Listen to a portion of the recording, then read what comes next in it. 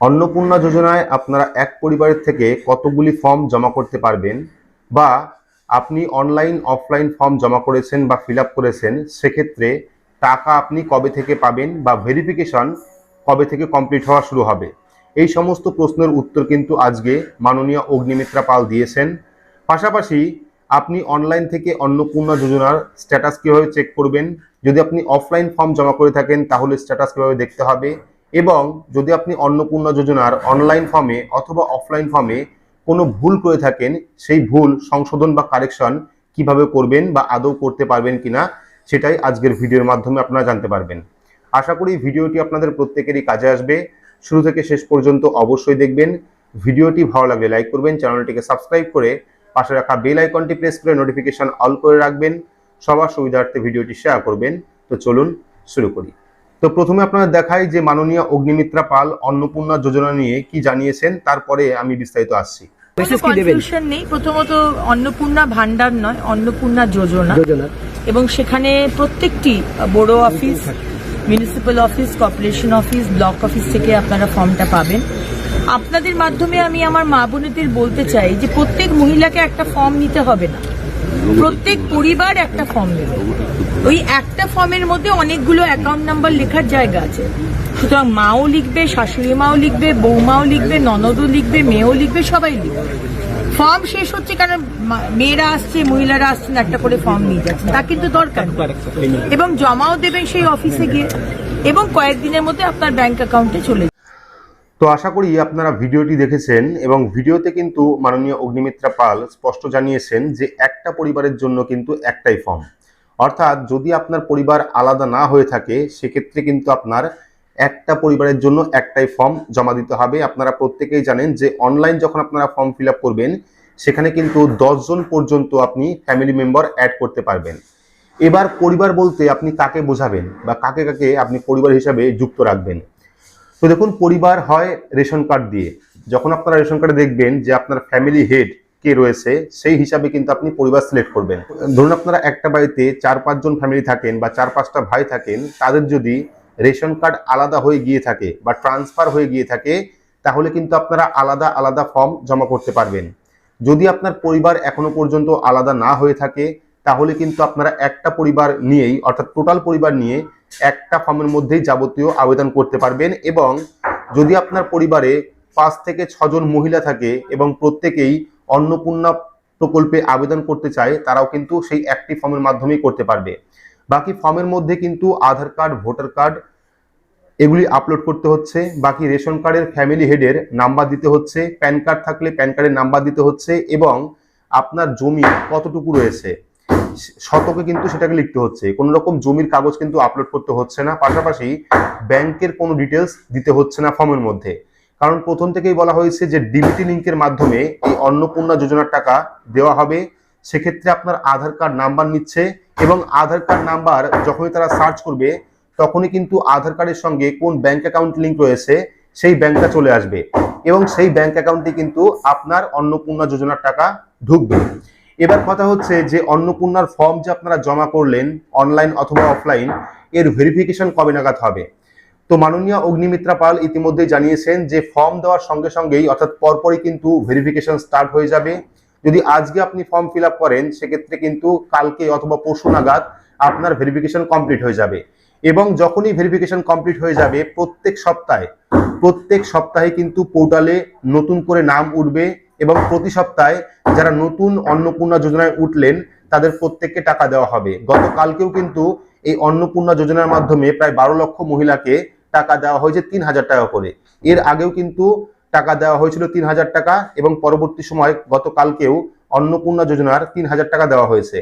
তো প্রতি সপ্তাহে কিন্তু লিস্ট আপডেট হবে, এবং যারা যারা অনলাইন অথবা অফলাইন ফর্ম জমা করেছেন তাদের ভেরিফিকেশনের পরে কিন্তু প্রতি সপ্তাহে সেই টাকাটা ট্রান্সফার করা হবে যারা নতুন আবেদন করবেন।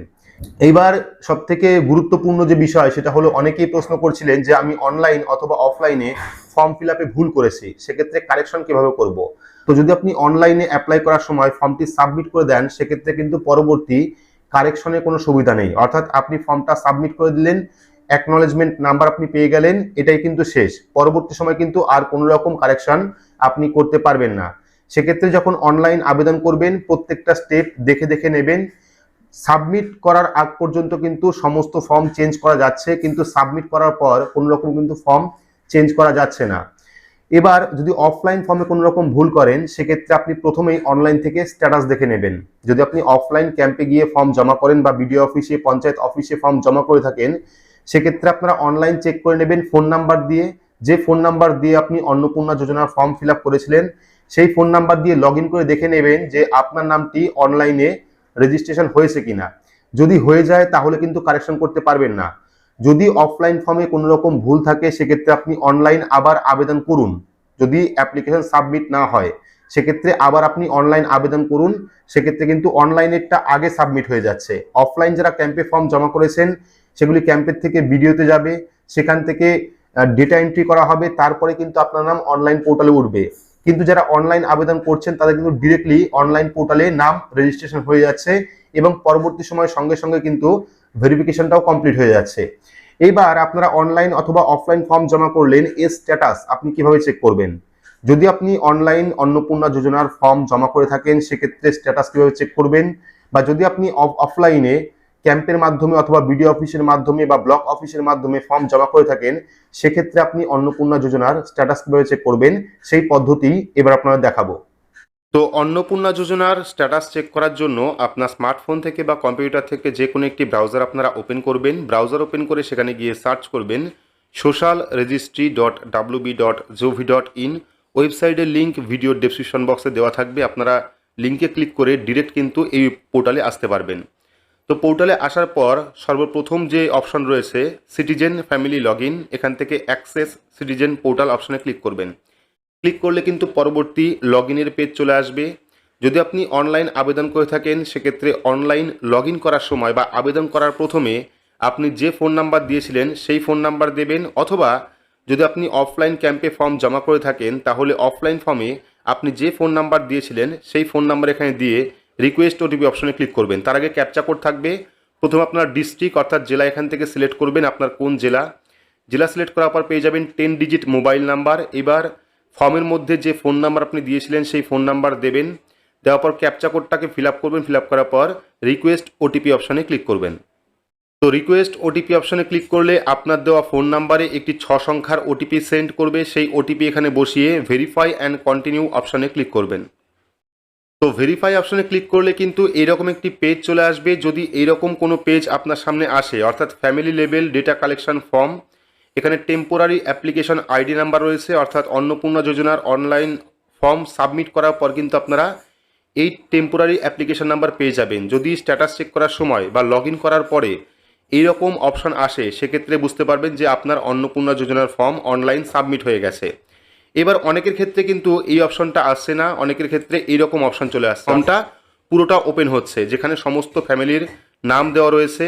এবার যখনই এরকম আপনার সামনে আসবে তখন আপনি কি করবেন, ডিক্লারেশন এবং কনসার্ন যে অপশনটা রয়েছে এই অপশনে ক্লিক করবেন। ক্লিক করার পর সাবমিট অ্যাপ্লিকেশন অপশনে ক্লিক করবেন এবং অ্যাপ্লিকেশন অপশনে ক্লিক করলে দেখতে পাচ্ছেন অলরেডি ফর্ম সাবমিট হয়ে গেছে। এইরকম যদি অপশন লেখা আসে তাহলে আপনি বুঝতে পারবেন যে আপনার অন্নপূর্ণা যোজনার ফর্ম অনলাইনে সাবমিট হয়ে গেছে। পাশাপাশি যদি আপনি অফলাইন ফর্ম জমা করে থাকেন ক্যাম্পে এবং লগ ইন করার সময় দেখেন এরকম অপশন আসছে বা সাবমিট আপনি করতে পারছেন না, সেক্ষেত্রেও বুঝতে পারবেন যে আপনার অফলাইন ফর্মটিও অনলাইনে এন্ট্রি হয়ে গেছে। এরপরে কিন্তু ভেরিফিকেশন শুরু হবে। তো মুখ্যমন্ত্রীর কথা অনুযায়ী প্রত্যেক সপ্তাহে কিন্তু নতুন নতুন যে বেনিফিশিয়ারি, অর্থাৎ যারা নতুন অন্নপূর্ণা যোজনায় আবেদন করছেন বা যারা পুরনো লক্ষ্মীর ভাণ্ডার প্রকল্পের টাকা পেতেন অন্নপূর্ণা যোজনায় কনভার্ট হচ্ছেন বা শিফট হচ্ছেন, তারা কিন্তু প্রতি সপ্তাহে নাম উঠবে নতুন এবং প্রতি সপ্তাহে কিন্তু সেই সমস্ত বেনিফিশিয়ারিদের টাকা ক্রেডিট করে দেওয়া হবে প্রতি সপ্তাহে। যেহেতু প্রথম কিস্তির টাকা 3 তারিখ দেওয়া হয়েছিল, সেক্ষেত্রে আগামী 10 তারিখ কিন্তু আবারও যারা নতুন আবেদন করেছেন বা নতুন যারা ফর্ম ফিল আপ করেছেন আবারও কিন্তু টাকা ঢোকার সম্ভাবনা রয়েছে। তো এইভাবে কিন্তু আপনারা অন্নপূর্ণা স্ট্যাটাস অনলাইন থেকে দেখতে পারেন। পাশাপাশি অন্নপূর্ণা যোজনা কোন কোন নিয়ম রয়েছে, প্রতি ফ্যামিলিতে কজন করে আপনারা ফর্ম জমা করতে পারবেন, বিস্তারিত কিন্তু ভিডিওর মাধ্যমে জানালাম। পরবর্তী সময় এরকম গুরুত্বপূর্ণ আরও আপডেট পাওয়ার জন্য চ্যানেলটিকে সাবস্ক্রাইব করে রাখবেন এবং পাশে রাখা বেল আইকনটি প্রেস করে নোটিফিকেশন অল করে রাখবেন। ভিডিওটি আজকের মতো এটুকুই। ধন্যবাদ।